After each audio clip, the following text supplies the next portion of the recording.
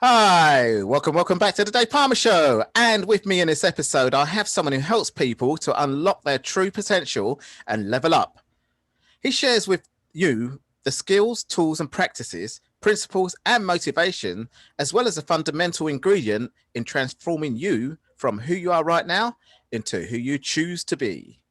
Bob Galletta, welcome to the Dave Palmer Show. Thank you. Thank you. I'm very excited and very happy to be here. Thanks for having me, Dave. Pleasure to have you too, Bob. Pleasure to have you too.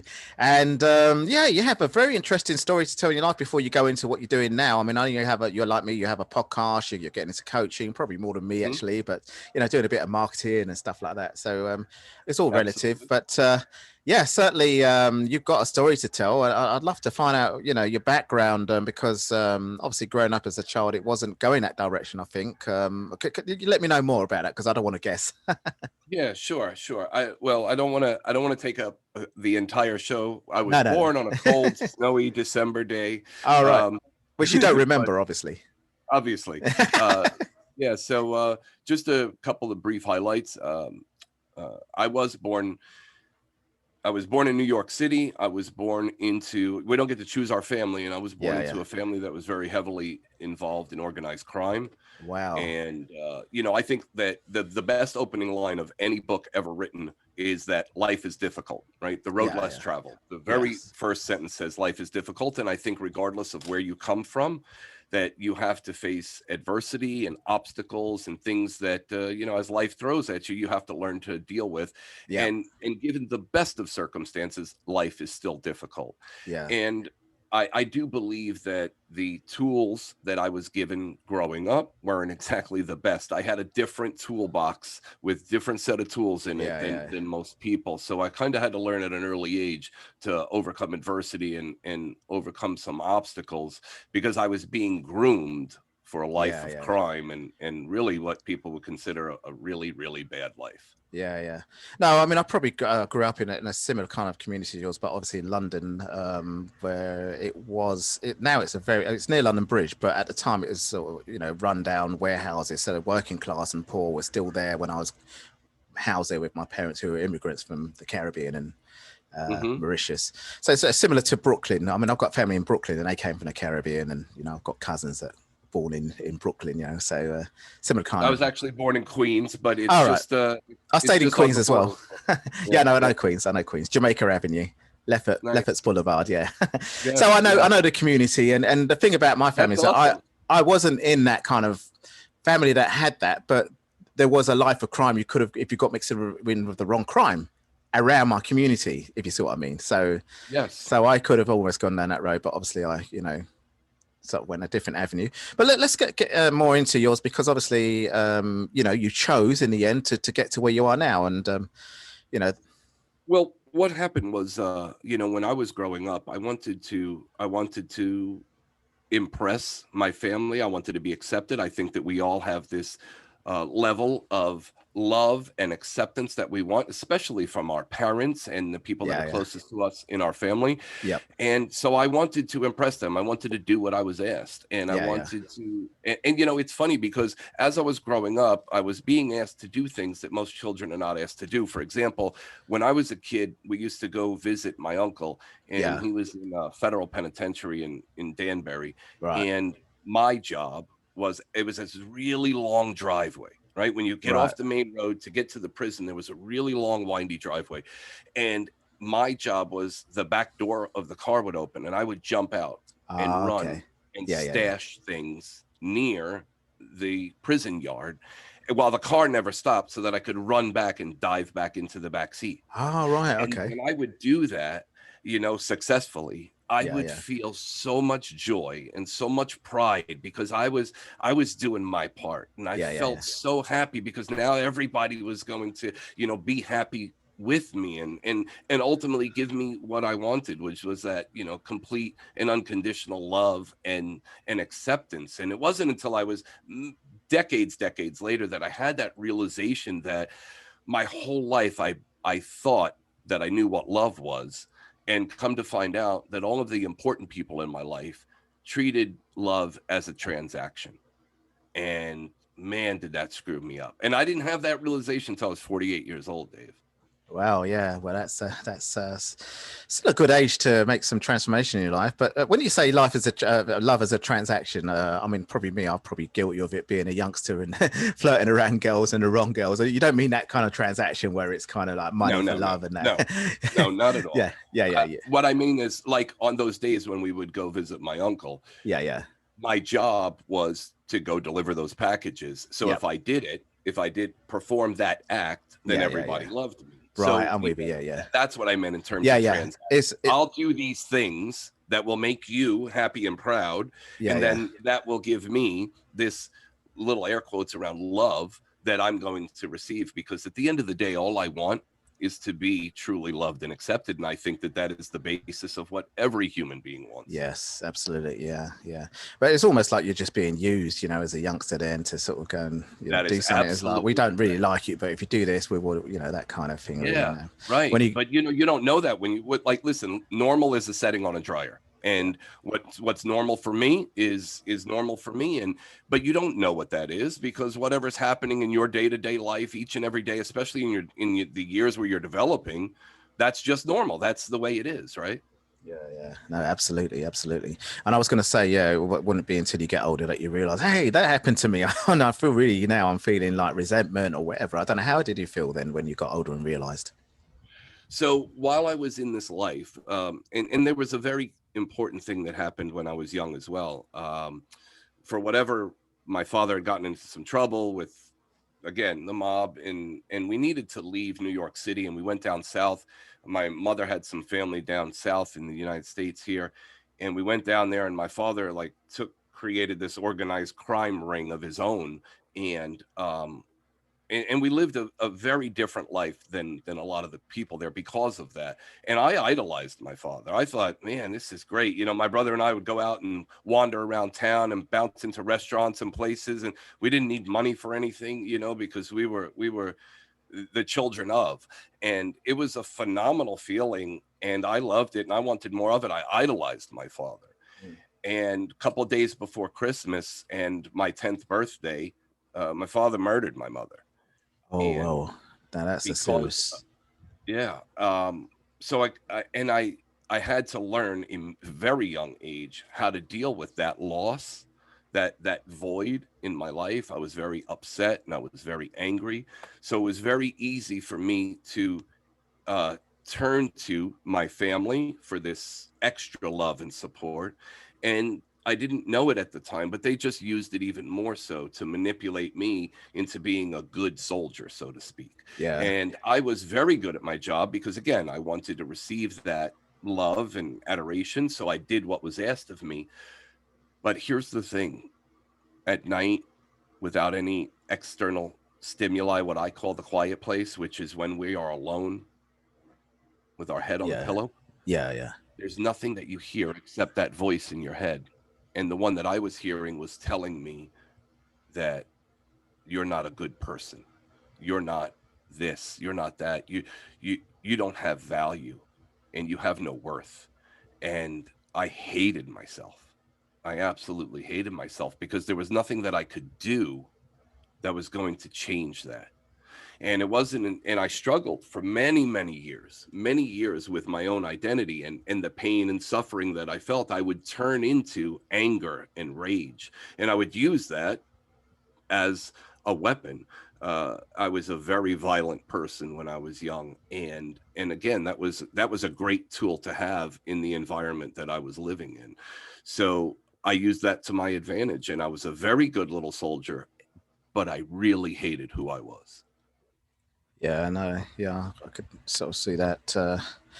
It's not really hating who you was. Maybe it's hating the place you was in at the time. Maybe. Well, yeah, and I say that because now I don't feel that way. Right. But at that time, I didn't know the difference.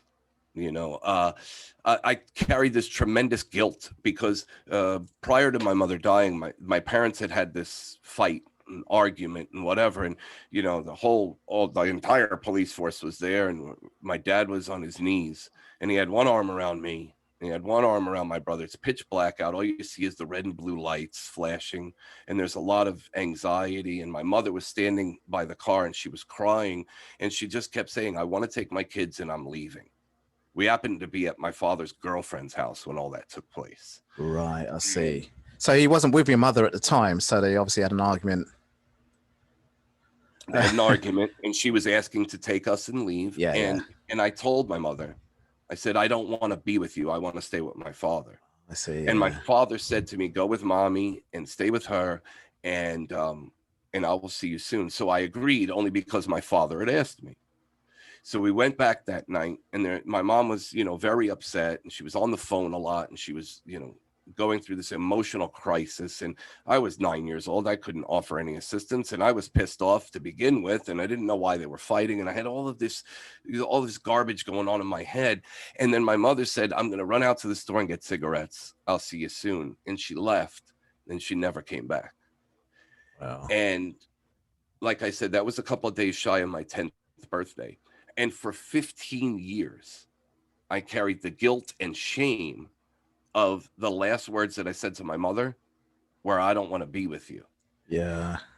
And it was only through a lot of therapy that I was able to piece together that the night that they had the argument when I said that to her and the night that she died were actually 2 months apart. And I had lived with her for that whole 2 months. And I'm sharing this story to show the power of the mind, because in my mind, I blocked out that entire 2 months that her and I spent together to feed the bullshit story. Of no, that's all right. that the last thing I said to my mother was that I don't want to be with you. And I carried all that guilt and all that shame, and I turned it into rage and anger. And it totally consumed who I was being all the time.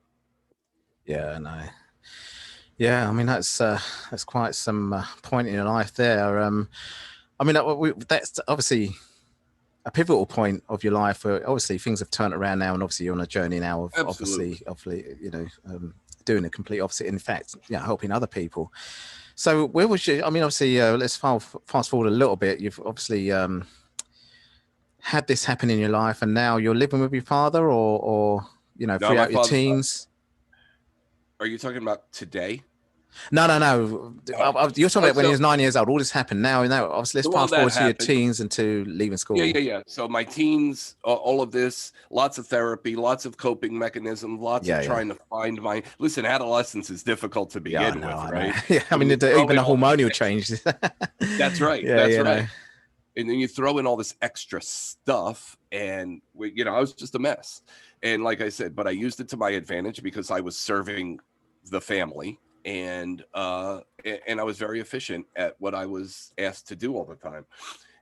But again, I didn't like who I was being. So I at a very young age, when your father murders your mother, they kind of throw you in therapy very young. And I hated it then, but I'm a huge advocate. This is May. It's mental health awareness. Yeah. And I am a whole flag carrying advocate for everyone should go to therapy, because the benefits are unbelievable.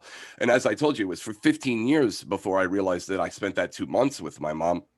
And that was only through the therapy that I went through. So I go through all this time. I'm trying to find myself. I get involved in a lot of self-awareness, a lot of self-development, and at a very young age. And it's one of the things that laid the groundwork, that laid the foundation for who I am today and why I'm here today. And just to kind of fast forward a little bit, left the house when I was young, was able to escape the war zone that was my neighborhood and my environment and my family. I joined the service. And a military, you mean? What's that? You mean service as in the military? Yes, sir. I was in the United States Navy for 5 years, and sailed the world and got to see that's a good experience. Yeah, absolutely. The very first place I stopped was in London. Oh wow! Southampton. Thanks for coming. I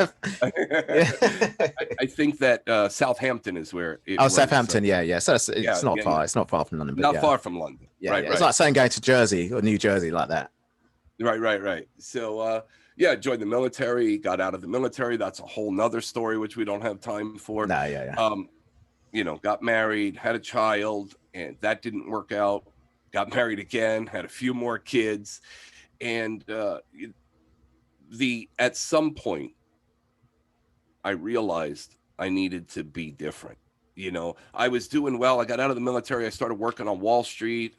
Again, I didn't know it at the time, but I started working at a very famous brokerage firm. It's where I met my second wife. It was Stratton Oakmont. Everybody knows Stratton Oakmont now because of Jordan Belfort and the Wolf of Wall Street movie. Yeah.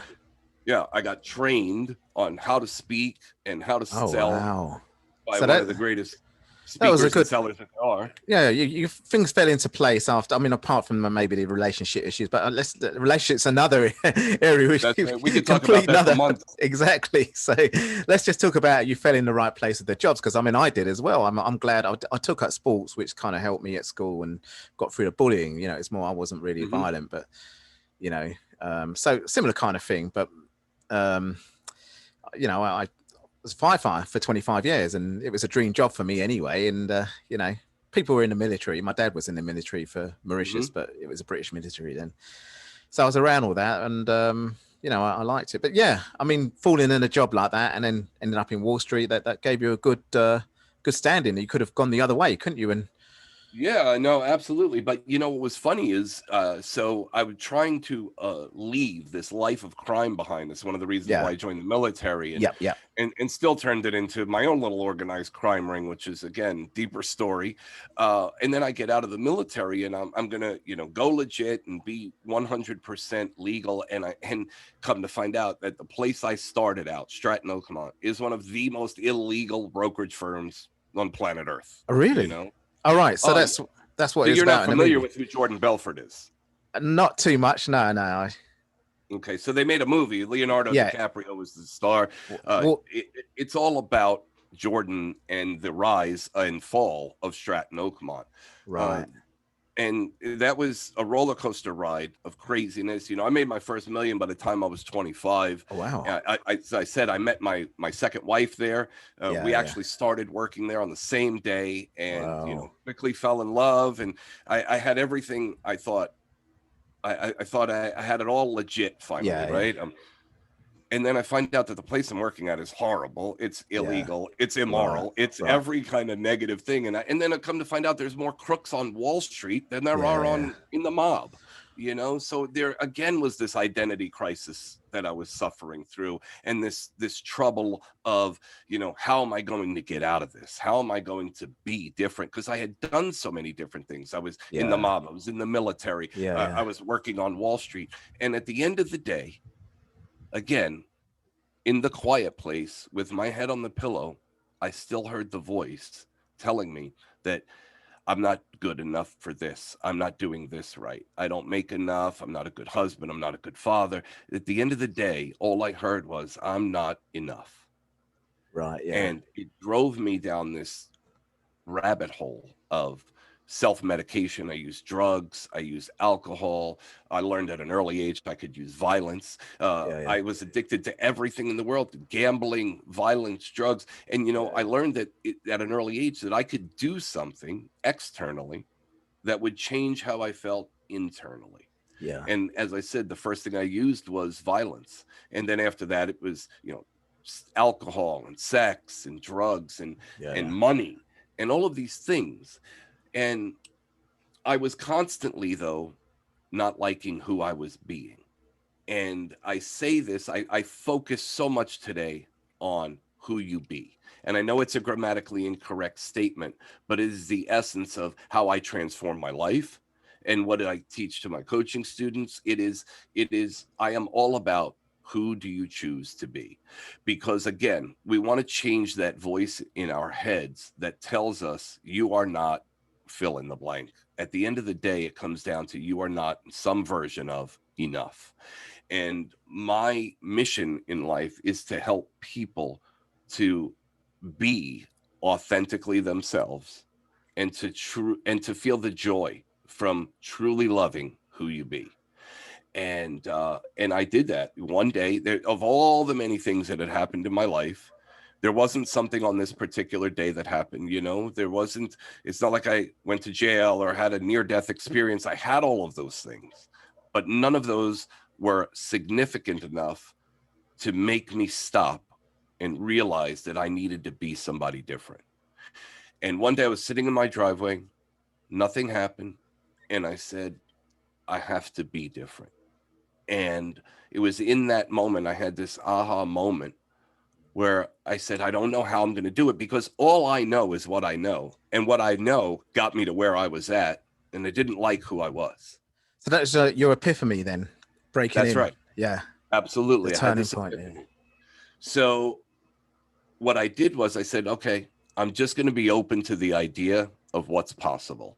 And I'm going to allow the universe to pour into me to help me find a solution to all of my problems. And when I got down to it, I only had one problem, and that was me. My problem was I didn't love who I was. Yeah. And it didn't matter if I had money or was broke. It didn't matter if I was married or single, or if I was being a good dad or a bad dad. It only mattered who I was being to myself. And so I decided that day I was going to make a change, and I was going to start my own, what I now call fundamental transformation. Right. Okay. So taking us from that journey, because there's so many things you could come back on the show and talk about, like I say, relationship, talk about lots of things, you know, we spoke about. Yeah. It could go in a tangent, but we want to really stick to now the journey of where that epiphany happened to where you're at now and how you're helping people now. Tell us about that journey. Absolutely. So as I said, I had this epiphany, I had this aha moment, and I said I wanted to be different. So I didn't know what I didn't know, but I knew that if I was open to the idea of what's possible, that I could transform my life. Now, to me, I say transform because I think a transformation is so much more significant than a change. You know, if you think about a caterpillar goes through a transformation, it goes into a chrysalis, and at the cellular level, it is transformed into a butterfly. And you know, the funny thing about that transformation is while it's in that chrysalis, it's totally, it has no protection whatsoever except the chrysalis. Right. Oh yeah, That's yeah, right. Chrysalis, that's right. It's Yeah. defenseless. Anyone can come and kind of like whack it out of the way, stamp on it, you know, whatever. It Well, is not at its most vulnerable time of its life. right. But what happens is when it comes out on the other side, it's a beautiful butterfly. It has been transformed at the cellular level into a new thing. If you take the wings off a butterfly, it doesn't turn back into a caterpillar. It's just a messed up butterfly. Yeah. So this idea for me, because I had changed so many times before, this new idea was that I needed to be transformed. So I made a decision in that moment that I was going to be different. And I imagined what I wanted to be. If I took away my mother and my father, if I took away my struggles with alcohol or drugs or the law, if I took away the organized crime family, if I took away the beatings, if I took away the sexual abuse, if I took away all of the bad, and I even took away all of my successes in a vacuum, if I could just flip a switch and then tomorrow create what I now call Best Bob, a different version of me, what would that look like? What would it feel like? Who would be in my life? You know, when I close my eyes and I envision what my life is going to be as Best Bob, who is standing next to me? What do those people feel by being around me? What do I feel by being around them and by being who I am? So I made that decision. I created that image, and then I started to act congruent with that decision. And some things worked and some things didn't. But each and every day I woke up and I made a conscious choice to reaffirm that decision and to live congruent with the decision I made. And that's what I call the diary system. It's the diary system stands for decide, imagine, act, review, and you choose. Because you must choose. Some of us have to choose every minute to stay congruent with who we choose to be. And for some of us, we don't have to focus on it every minute, but maybe every hour. But each and every day, you still have the power of choice. So I created, by going through this diary system. It was a diary system is the fundamental transformation that I went through, and it is now what I teach my coaching students. Right. Okay. Did you go through any kind of like program or anything to do this, or did you do this by yourself? Did you just kind of like self-teach yourself, or? I have spent thousands and thousands and thousands of dollars on therapy, on self-development, self-improvement, motivational courses and seminars and workshops. I'm a huge fan of Brendan Burchard. I consider myself a Brendanite. I've read all of his books. I've been to his High Performance Academy. I'm signed up for most of his courses, unless his mastermind group, which he no longer has. I've been involved in self-awareness courses like EST and the Forum. And I've spent all of this time researching. I consume self-development, self-improvement, and motivational books and content. And I take all of that time and all of those hours and all of that money, and I condense it into my coaching program. And that is how I am now able to help people to transform where they are into who they choose to be. Yeah. And the best thing is that you've got the experience, the experiential stuff of coming from, you know, going through the adversity and people like that. And also it's more of a mentor as well. So you can actually talk to people almost going down through what you went through and saying, yeah, you know what, this is what I can see. And this is how now I know the path for you if you want to take that path, that kind of thing. As you say, to choose if you to have look at like a 12-step group for anything. Yeah, that's right. The power of them, the reason why they are more successful at helping alcoholics to recover from alcoholism, as opposed to a doctor treating you for alcoholism, is because the people that are helping you, guiding you, mentoring you, they know what it feels like to be you. They have been in the situations that you have been in, and they have worked themselves out of it. And there's a tremendous value in each one teach one, right? I believe if you've gone through something, then you have the ability, which creates the responsibility for you to reach back and grab someone by the hand and help pull them through it and get to the other side where you are. Yeah. No, I mean, there's certainly a lot to be said about that, that side. So right now, what is it that you teach? I mean, and we're going to talk about your podcast before we get everyone to sort of point towards your podcast, your website and everything that you do. What is it that you do teach now with all the program you've developed? Yeah. So I have several different courses, and but the essence of what I do is that I help people to unlock their true potential. I believe that each and every one of us has so much more potential than we are currently living at. And, you know, I've been a coach in one form or another for most of my life, whether it be, you know, I raised 5 children and I coached them in baseball and football and soccer, and was able to teach these young children, mine, of course, and then many, many others. I've always been referred to as Coach Bob because I've been able to teach these people how to unlock their true potential. And what I used to tell the parents was, your children are capable of more than you know. And if you just give me a little bit of latitude and stand back for a moment, then they will surprise themselves and you. And it's amazing. I love when somebody finds their switch, where they find the light switch that turns on the light of their true potential, and they start to shine like the star that they can be. That lights me up, and it enables me to shine bright and to encourage others to do the same thing. Yeah, well, that's great. Yeah. So how can people find your program, and what does it, just tell people about your program and couple of things. First and foremost, I have a podcast where I talk about many of these subjects. It's called Beyond Our Boundaries, and you can find it on pretty much any platform that podcasts are available. Sure, yeah. I'd like to come on yours and tell my story.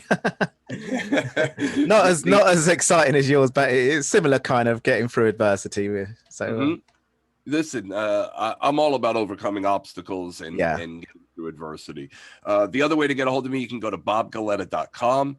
And if you want to book a call with me, just go to bobgalletta.com/call, and you can get on my calendar and we can have a discovery session and decide if I'm somebody that you want to have work with you. And then the other thing is, are you on Clubhouse yet, Dave? No, the thing is that I'm going to get on it soon because I know they're going on Android, but I'm my wife's has got the iPhone, and for some reason she's not letting me use it when I need to for Clubhouse. You don't need it anymore, Dave. They, as of last Sunday, they just opened it up to our Android users. So that's what I'm going to get on Clubhouse as soon as possible. Then Yeah. I know Facebook's trying to do something. I don't know if it will really, Clubhouse has now become a brand in itself, and it really has become an amazing audio place.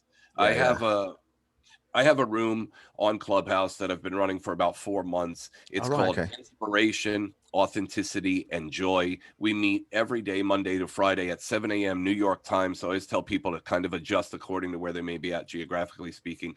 But that's a tremendous, the app is unbelievable. It's mind blowing. And I have made so many connections with so many truly authentic people. The room that I moderate, that room that I just described, Inspiration, Authenticity, and Joy, is it's a unique room.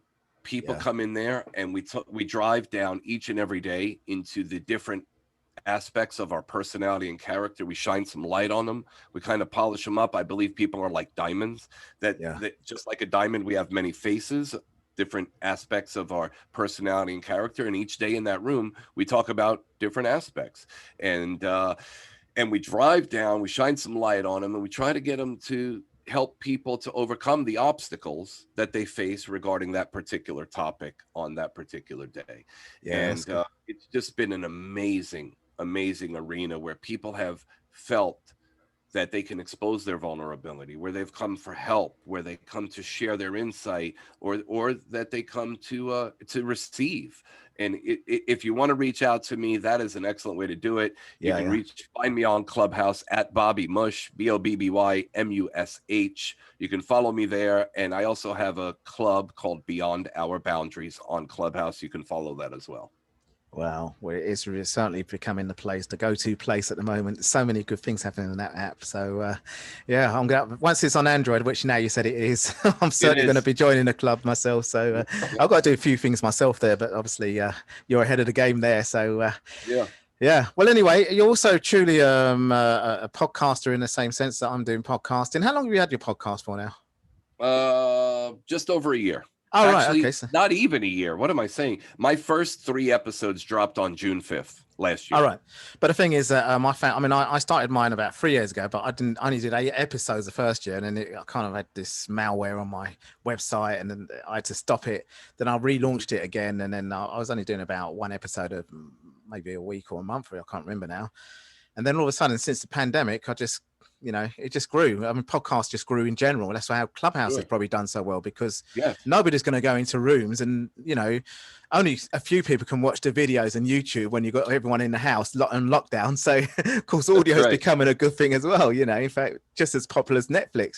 So that's right. I think Clubhouse is becoming a brand, almost going to be as big name as YouTube and Netflix. Listen, really? If they take that company public, if they I'm sure they will. If that's an offering, it's going to be billions. Yeah. So that's great. So you really started podcasting at the time when the boom really hit, because it was a pandemic that did it really. I hired a coach. I believe strongly in coaching. I've hired many coaches in my life for many different reasons, but I hired a coach specifically to teach me how to create the podcast and launch it. All of the technical stuff that goes into.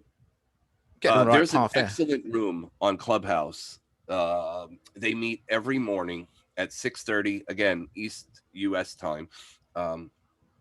And they talk about, it's all about podcasting, and it's all about some of the things that you need to do. And it's called Real Talk Podcast. So check it out. RTP, Real Talk Podcasting. There's some phenomenal people in there.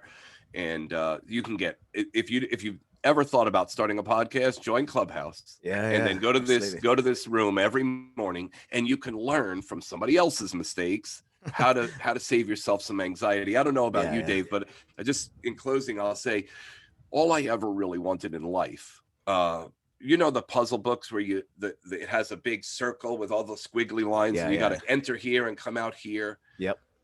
All I ever wanted in my life was somebody to say, instead of me going in the maze and going round and round and hitting a brick wall and having to start over, I wish somebody would have taken me before I entered the entrance and said, here's the route. Take my hand. Yeah. Because I know the way. Yes. And I can help. Yeah. Yeah. And that is the thing that I am dedicated my life to today, is to let people know that I know the way and I can help because of all of the struggles, all of the adversity. I am very, very lucky to A, be alive, B, not be spending the rest of my life in prison. Yeah. I know what it feels like to battle with addiction. I know what it feels like to have to overcome grief, loss, and suffering. And I also know what it feels like to truly love who you be, because I have tapped into my true potential. And I would love to save people the pain and suffering of having to figure it out. So that's what I offer to my coaching students especially, but to anybody that I speak to. Excellent, excellent, Bob. Well, you're a real good, true example of becoming a first in. As I say, that's the main theme of my my podcast. You know, it's more in the self-improvement area. You know, although I do cover other topics. You know, entertainment. You know, I've had a few big names, but obviously it's podcasts like you that get more the hits and the views. So that's what people listen for, isn't it? It's what they want to learn from something. You know. So, and you got a website as well. Everyone goes. Can you give that website? Sure. It's bobgalletta.com. BOBGALLETTA.com. bobgalletta.com. Excellent, Bob. Excellent. Well, this website, if anyone's listening, is well, obviously all the listeners listening. When you've finished listening and you want to refer back, it will be on the show notes as well. So just go to show notes anytime you want to refer back to Bob's you website. Can reach out to me on Instagram. I'm on Instagram at BobbyMush13. Yeah, on Twitter at BobbyMush13, and like I said, on Clubhouse it's at BobbyMush.